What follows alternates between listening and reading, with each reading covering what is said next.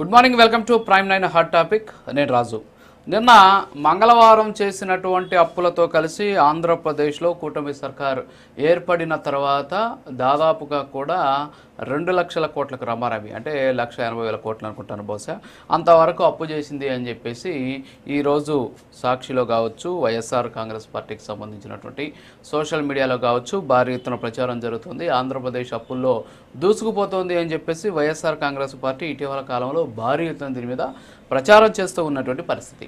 So అప్పులు లేకుండా పాలన ఎలా సాగుతుంది అనేటటువంటి అంశం మీద సర్వత్రా అయితే చర్చ నడుస్తుంది. సరే, ఇచ్చినటువంటి హామీలు అప్పులు చేస్తున్నారా, లేకపోతే అభివృద్ధి చేస్తున్నారా, వృద్ధి రేటును పెంచుతున్నారు, ఇవన్నీ కూడా పక్కన పెడితే మేము చేసినటువంటి అప్పుల కంటే కూడా, మేము 5 ఏళ్లలో చేసినటువంటి అప్పుల కంటే కూడా వీళ్ళు ఈ 14 నెలల కాలంలో చేసినటువంటి అప్పులు చాలా పెద్ద సంఖ్యలో ఉన్నాయని చెప్పేసి వైఎస్ఆర్ కాంగ్రెస్ పార్టీ ఆరోపిస్తున్న పరిస్థితి.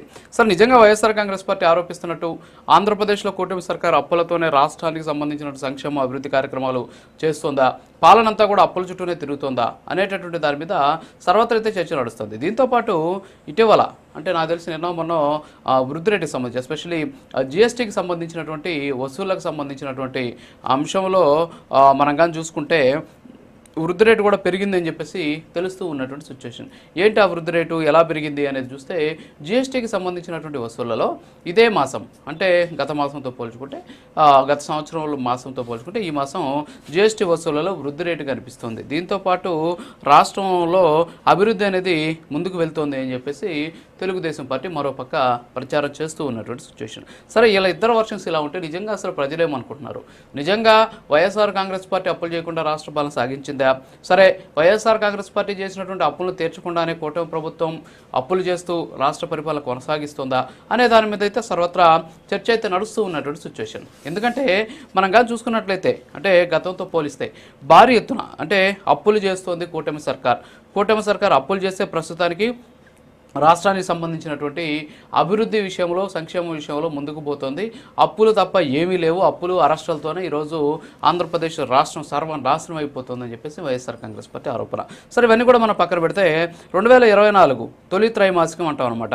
ఈ తొలి త్రైమాసికంలో క్యాపిటల్ ఎక్స్పెండిచర్ అనే దానికి సంబంధించినటువంటి వ్యయం అనేది ఇక్కడ మనకు చాలా ఇంపార్టెంట్. అభివృద్ధికి ఇది బలమైన సంకేతంగా చెబుతూ ఉంటారట. సో 2024 తొలి త్రైమాసికంలో 1,647 కోట్లు వస్తే 2025 తొలి త్రైమాసికంలో 6,053 కోట్లు. అంటే 2024 మొదటి 3 నెలలు, అంటే జనవరి, ఫిబ్రవరి, మార్చి కానీ మనం కానీ చూసుకుంటే అందులో 1,647 కోట్ల రూపాయలకు సంబంధించి క్యాపిటల్ ఎక్స్పెండిచర్లో వస్తే, ఇప్పుడు ఈ 2025 అంటే కూటమి ప్రభుత్వం అధికారంలోకి వచ్చినటువంటి 2024లో వచ్చింది. అయితే 2025 తొలి త్రైమాసికం, అంటే 2025 జనవరి, ఫిబ్రవరి, మార్చితో పోల్చుకుంటే అది దాదాపు 6,053 కోట్ల రూపాయలు. అంటే ఒక రకంగా చూడాలంటే 3 రెట్లు అధికంగా దీని మీద వచ్చింది అని చెప్పేసి కూడా వాళ్ళు చెబుతూ ఉన్నటువంటి పరిస్థితి. ఇకపోతే ఎస్పెషల్లీ స్టాంపులు రిజిస్ట్రేషన్ సంబంధించినటువంటి ఆదాయాల్లో కూడా ఆంధ్రప్రదేశ్లో దాదాపు 46% వృద్ధి వచ్చింది అని చెప్పేసి తెలుగుదేశం పార్టీ చెబుతోంది.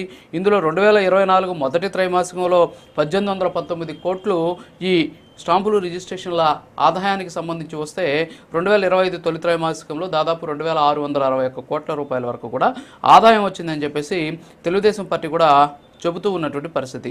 దీంతోపాటు రెవెన్యూ ఎక్స్పెండిచర్ తగ్గించడం, అంటే ఆ ఎక్స్పెండిచర్ అంటే ఖర్చులు తగ్గించేదాన్ని బట్టి చూస్తే 2024 తొలి త్రైమాసికంలో, అంటే వైఎస్ఆర్ కాంగ్రెస్ పార్టీ అధికారం ఉన్నప్పుడు 29,269 కోట్లుంటే 2020 త్రైమాసికంలో అది తగ్గి 27,184 కోట్ల రూపాయలు చేశాము అని చెప్పేసి ఇక్కడ తెలుగుదేశం పార్టీ కూడా చెబుతూ ఉన్నటువంటి సిచ్యువేషన్. సో వీటితో పాటు ఎస్పెషల్లీ స్టాంపులు రిజిస్ట్రేషన్లే కాకుండా జిఎస్టీకి సంబంధించినటువంటి ఆదాయం కూడా మనం చూస్తే, ఇప్పుడు గత మాసం అంటే జూలై లెక్కను చూస్తే 2024 జూలై, సో అప్పుడు కూడా కూటమి ప్రభుత్వం అధికారంలో ఉంది. ఆ రోజు జిఎస్టీకి సంబంధించినటువంటి వసూళ్లు 3,346 కోట్లు వస్తే, ఏడాది తిరిగేసరికి దాదాపు 500 కోట్ల రూపాయలు, అంటే దాదాపు 14% వృద్ధి రేటు సాధించి 3,803 కోట్ల రూపాయలు జిఎస్టీ పెరుగుదల కనిపిస్తోంది. సో దీనివల్ల రాష్ట్ర ఆర్థిక వృద్ధి మెరుగవుతుంది అని చెప్పేసి ప్రస్తుతానికి తెలుగుదేశం పార్టీ చెబుతూ ఉన్నటువంటి సిచ్యువేషన్. సరే, ఇవన్నీ కూడా పక్కన పెడితే ఎస్పెషల్లీ వైఎస్ఆర్ కాంగ్రెస్ పార్టీ విషయానికి వస్తే, వైఎస్ఆర్ కాంగ్రెస్ పార్టీ కూడా భారీ ఎత్తున ఇప్పుడు దీనికి సంబంధించి ఏదైతే ఏదైతే అప్పులు చేస్తుందని చెప్తున్నారు. సో ఈ అప్పులకు సంబంధించినటువంటి లెక్కలు కానీ మనం కానీ చూస్తే ఇక్కడ భారీ ఎత్తున అప్పులు వస్తున్నాయి అనేటటువంటి అంశాన్ని కూడా వాళ్ళు చెబుతూ ఉన్నటువంటి పరిస్థితి. దాదాపు 2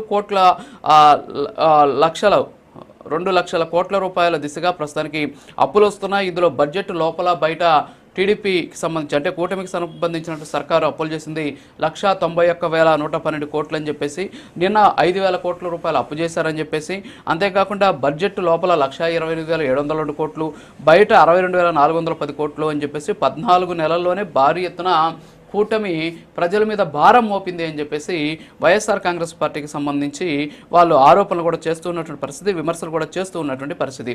ఇందులో ఎస్పెషల్లీ బడ్జెట్ బయట అంటే వివిధ కార్పొరేషన్లకు సంబంధించి ప్రభుత్వ గ్యారంటీ తోటి 31,410 కోట్ల రూపాయలు అప్పు చేశారని, అలాగే ఏపీ జల్ జీవన్ వాటర్ సరఫరా కార్పొరేషన్ ఏర్పాటు చేసి 10,000 కోట్లు అప్పు చేయడానికి ప్రభుత్వం ప్రస్తుతానికి నిర్ణయం తీసుకుందని చెప్పేసి వీరు చెబుతూ ఉన్న పరిస్థితి. దీంతోపాటు అమరావతి రాజధానికి సంబంధించి ప్రపంచ బ్యాంకు కావచ్చు, అంతేకాకుండా జర్మనీకి చెందినటువంటి KfW అడ్కోల్ నుంచి ఇప్పటివరకు 31,000 కోట్లు అప్పు చేసేందుకు సిద్ధంగా ఉంది అని చెప్పేసి సో వీళ్ళకి తెలిసినటువంటి లెక్కలు చెబుతూ వచ్చినటువంటి పరిస్థితి. బడ్జెట్ అప్పు ఏమో 128,702 కోట్లని, అలాగే బడ్జెటేతర అప్పు వచ్చేసి ఒక 31,410 కోట్లు అని చెప్పేసి వైఎస్ఆర్ కాంగ్రెస్ పార్టీ చెబుతోంది. సో దీంతోపాటు 26,000 కోట్ల రూపాయలు గతంలో వైఎస్ఆర్ కాంగ్రెస్ పార్టీ చేసినటువంటి అప్పును కూటమి సర్కారు తీర్చినటువంటి పరిస్థితి. సో ఓవరాల్గా చూస్తే రాష్ట్రానికి సంబంధించినటువంటి అప్పులు, తర్వాత వచ్చేసి అభివృద్ధి, ఈ అంశాలకు సంబంధించి ఎవరికి తోచిన లెక్కలు వాళ్ళు చెబుతున్నారు. సో వాస్తవం అనేది ఏంటి అనేది ఖచ్చితంగా అది కాగు నివేదికలు చెబుతాయి, అంతేకాకుండా ఆర్థిక సంఘం విడుదల చేసేటటువంటి నివేదికలు చెబుతూ ఉంటాయి. కానీ వాటి మీద కూడా ఇంకా క్లారిటీ లేనటువంటి పరిస్థితి. నేను ఇప్పుడు ఈ 2 వాదనలు అంటే 2 పార్టీలకు సంబంధించినటువంటి వాదనలు మాత్రమే ఇప్పుడు మీ ముందు పెట్టడం జరిగింది. సో దీన్ని బట్టి ఆంధ్రప్రదేశ్లో అప్పులు పెరుగుతున్నాయా లేకపోతే అభివృద్ధి జరుగుతుందా అనే దాని మీద మనం చర్చిద్దాం. ఇదే ఇవాళ హాట్ టాపిక్. ఆ టాపిక్లో మనతోటి పాల్గొనేందుకు పసుపులేటి సురేష్ గారు, వైఎస్ఆర్ కాంగ్రెస్ పార్టీ అధికార ప్రతినిధి, అలాగే